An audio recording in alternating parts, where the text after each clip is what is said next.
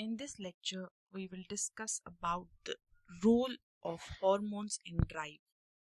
The term drive, it's it's actually an internal state.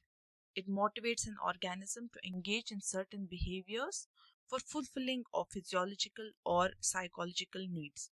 So, if you think about certain activities, for example, there is breeding season.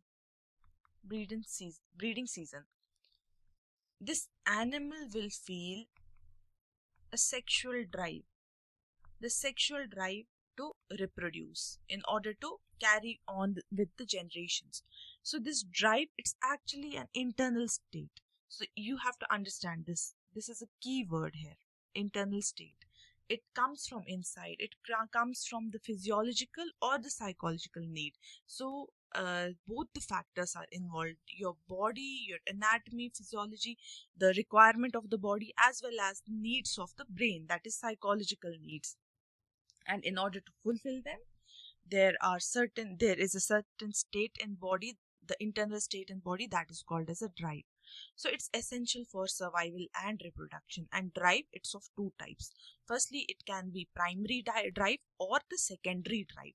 The primary drive, it's biological, okay, and secondary drive, it's learned. Biological drive means, for example, you went to some place far away and you did not have any food. Your stomach, the nerve system, the whole neurons, it will send signals to the brain that your body needs food. So hunger is a primary drive, it's biological, your system knows. So it's necessary for the survival, and it's directly related to the basic physiological needs like hunger, sleep, thirst, or sex. These are all the basic primary drives. Second is the secondary drive, which is learned, okay. So when it's learned, so it's not related to the physiological needs, but these are actually learned through experience and socialization. And it involves the desire for success, power, or affiliation. The example can be the drive for money. It's psychological also. Yes, your psychology is involved. The hormone, that is dopamine, is involved because this dopamine, it acts like a reward system in the brain, the body. It dopamine is received as a reward system. So yes, sometimes what happens when a player plays a cricket match and completes a century and feels extremely happy about it, what is that? It's actually dopamine. Or even the kids, when they use the mobile phones, they think that it's very interesting. So many colors in the mobile phone, so many colors in the cartoon, and the pictures, they are moving fast. So it also releases a dopamine, which is actually a reward system for the body, for the brain. So the drive is the secondary drive. It includes the learned drives, which include the drive for money, drive for power. You guys are preparing for civil services. Many of you think that yes, civil services gives power. So that is what is pushing you to study day and night, because that is one of the drive that pushes you to do work. So yes, this is the in the secondary drive. So how does it actually work? First of all, there is a stimuli. The stimuli can be sight, auditory, or chemical. And if there is a stimuli, there should be a system of perceiving the stimuli. Then the perception is by different sensory organs, which can be, if it's sight, it's the eyes are involved. If auditory, then ears are involved. And if chemical, it can be through touch, through olfactory olfaction, or from the taste. And then these signals are sent to the brain through the reticular activation system. They go to different lobes of the brain, either the olfactory lobe, which is related to the smell, optic lobe, which is related to the sight, eyes, auditory lobe, which is related to the sound. So next, it is sent to the limbic system, then to the cerebral cortex. In the brain, it is being processed. The hypothalamus, it acts as a switchboard. It's actually a sorting device. It sorts out the various stimuli which come into the brain. And then the endocrine system, the signals will be sent to the endocrine system, which will elicit certain behaviors. Now we can understand it using an example. For example, for the reproductive drive, let's consider that it's the breeding season. During the breeding season, what will happen? This follicle stimulating hormone or releasing hormone, it is secreted by hypothalamus. It will go and stimulate the pituitary to release the follicle stimulating hormone, and then this will stimulate the testes, ovaries. The testes will be stimulated to produce the testosterone, and the ovaries will be stimulated to produce the estrogen or progesterone. What testosterone will do in birds, it will help to control the courtship, aggression in monkeys, copulation in insects, food herding in gerbils, and dominance in primates. In case of estrogen, it helps in peacefulness, attractiveness, submissiveness, and for progesterone, it helps in parental care, for like in amphibians, incubation, migration, nest building. So this is one good example about the reproductive drive. This is how you can give an example in your exam and discuss about the drive if the question regarding drive comes. And usually the question regarding the drive for 10 or 15 marks can be there, and you can explain it in detail. Now the next topic is pheromones. Pheromones are actually the chemical signals. They trigger the prey behavior or the physiological responses in the members of same species.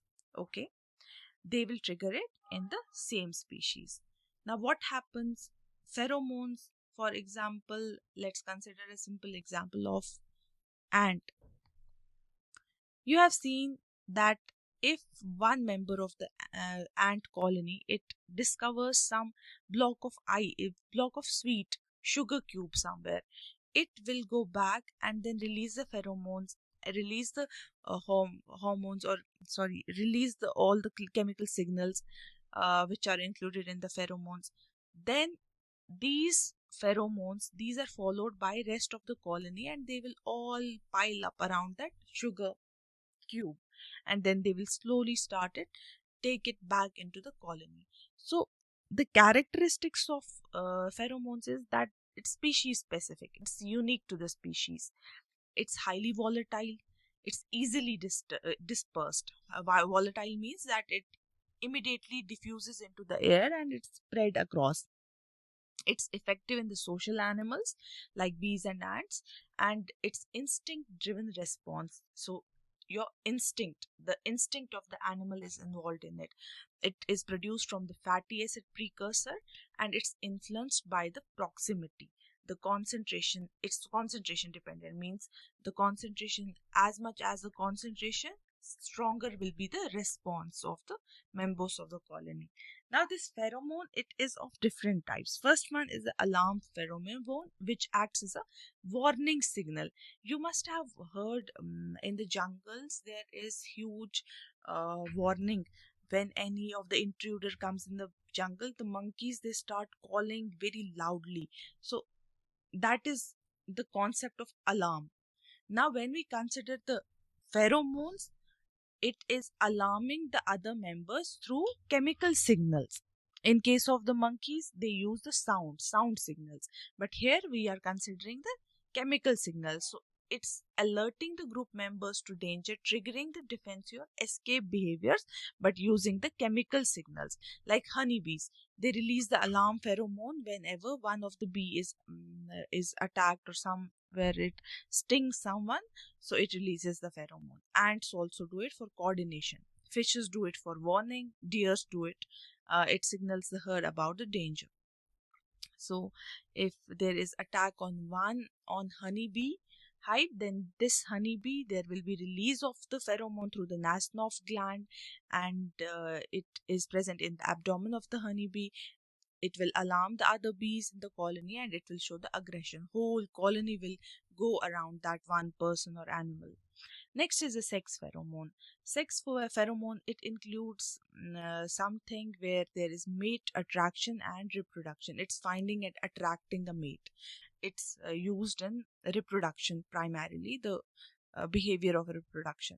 So queen bee, it releases the pheromone to attract the drones during the nuptial flight. And moth pheromones, the female moths, they release the airborne chemicals to guide the males towards it for copulation. Next is the trail pheromone, which is used in navigation and food marking. Now ants do it, they lay the pheromone trails to food source. They lay this pheromone, and all the ants, they move towards that source. Termites use it for foraging the roots, and even used in hippopotamus. Now you can make this diagram where this is an ant. There are certain glands, dew-force glands and Pavon's glands. They release the trail pheromone, and there are certain mandibular glands which release the alarm pheromone. Next is the territorial pheromone. These territorial pheromone, you must have seen even in the stray dogs, stray cats, they mark their territories. You have you might have encountered somewhere that a cat, it releases a liquid, um, uh, and that liquid stuff, it's used to mark its territory. So many animals, they use the pheromones to establish and defend the territories, like dogs and wolves. Cats do it, lizards and snakes do it, and they leave the pheromone rich markings. Then there are defensive pheromones, which helps in the predator avoidance, used in bees, termites and musk deer. So pheromones, these are the chemical signals, so they are in the form of order. What's the mechanism, how it is perceived and followed. The olfactory sensory neurons, they will perceive it, and then it will go to the signals will go to the CNS stimulation, where the processing and the neurochemical changes will take place.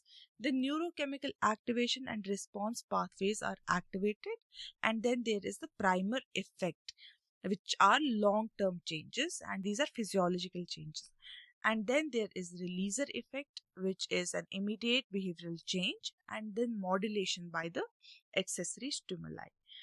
This is the whole mechanism of the spread of pheromone, how the processing of pheromone happens, how the neural activation happens, and lastly how it